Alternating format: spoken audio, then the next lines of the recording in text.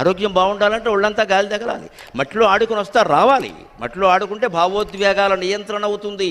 పిల్లల్ని మట్టిలో ఆడుకోనివ్వాలి. తర్వాత ఒళ్ళంతా శుభ్రం చెయ్యాలి. అప్పుడు వాడు మనస్సులో ఎగరాలి, దూకాలి, మట్టి అవ్వాలి, కడుక్కోవాలనే రకరకాల ఎమోషన్స్ ఉన్నాయి, ఫీలింగ్స్. ఆ భావోద్వేగాల నియంత్రణ కావాలంటే మట్టిలో ఆడుకోవాలి. మట్టిలో పిల్లల్ని ఆడనివ్వాలి. మట్టి అంటుకుంటే ఏదో అవుతుందంటే రేపు దేన్ని అంటుకోడు, ప్రతిదానికి భయపడి చచ్చిపోతూ ఉంటాడు. ఇక్కడ మట్టిలోనే ఆడాలి, బురదలోనే ఆడాలి, రావాలి, కడగాలి, మళ్ళీ రేపు సాయంత్రం వెళ్ళి ఆడుకోమని చెప్పాలి. అప్పుడు ఇది బురద కడుక్కున్నవాడు ఈ మట్టి కడుక్కుని రేపు ఎవడు బురద జల్లినా వెంటనే కడుక్కుంటాడు, అనుమానం ఏం లేదు. ఇక్కడ హీరోలా నిలబడతాడు జీవితంలో.